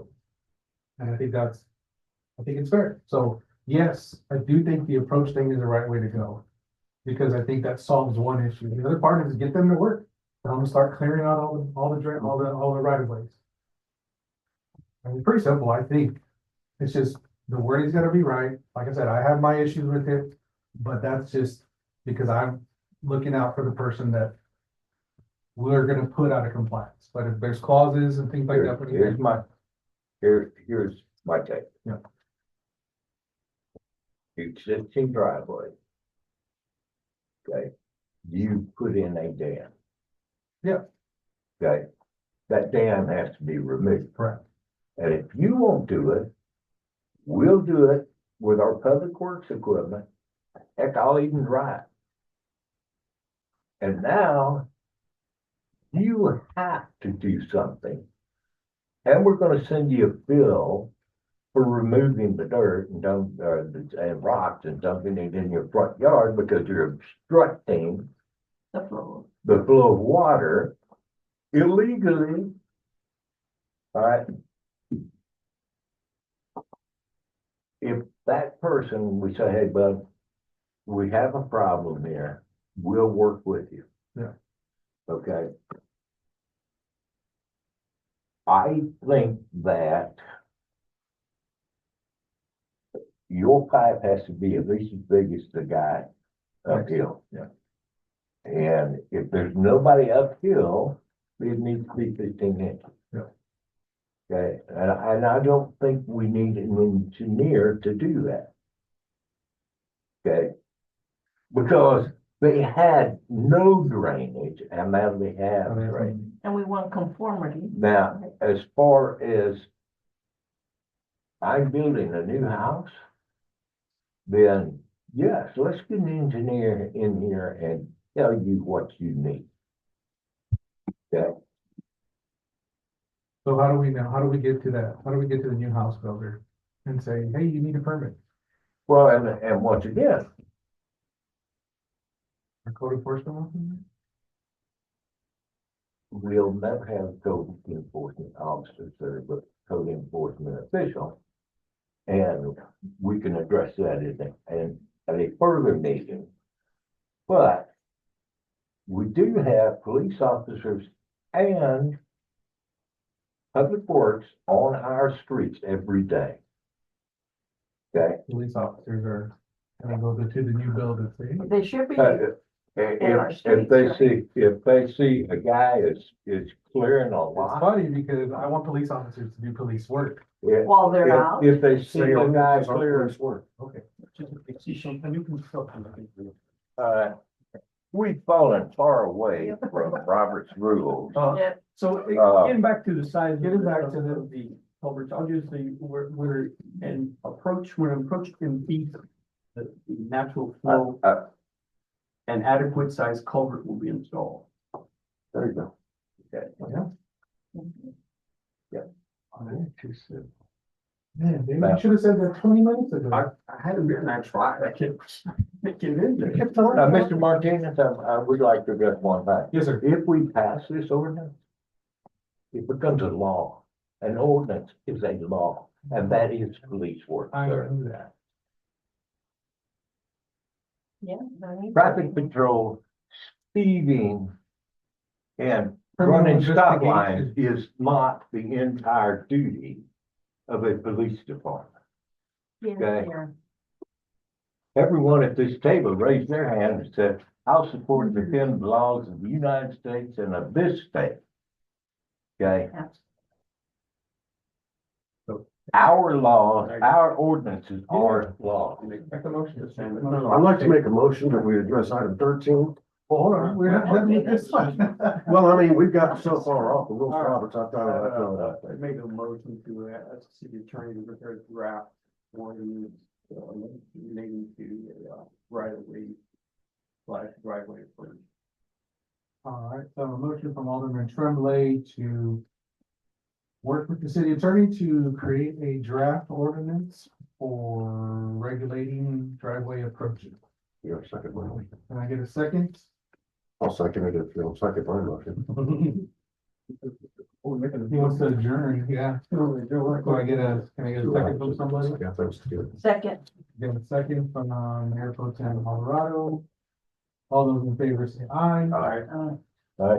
And yes, I'm dead serious about having to adjourn because I got things to do. I got things. We all do. You need, you still have a forum. As much as you think. So, and again, I make a motion for item 13. Well, I think we still have plenty to do. We're gonna start. Sorry. That's fine. I gotta go. Okay. It is Down now, that I'm out after 2 hours. it was 8:35. Thanks, sir. Alderman Coppin after has left. Sir, Take a raise. no, let's just. Sir, I let's make- push through it. I make a motion that we, do not adjourn at this Yeah, time. no, I agree. We're close. All right, moving on. Okay. I Discuss- will make a motion discussing possible action, Animal Shelter Advisory Committee, Yes, sir.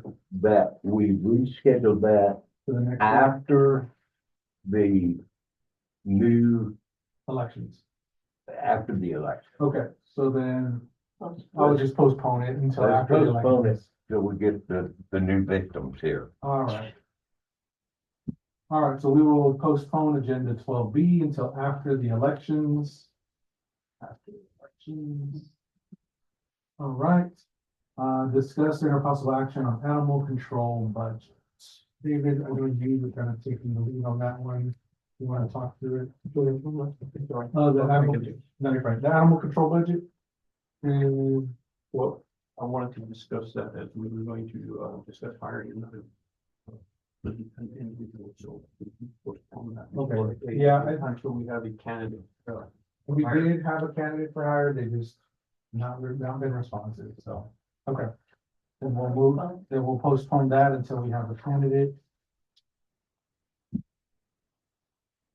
And then, all right, discussing a possible action on an ordinance regulating fences and permitting.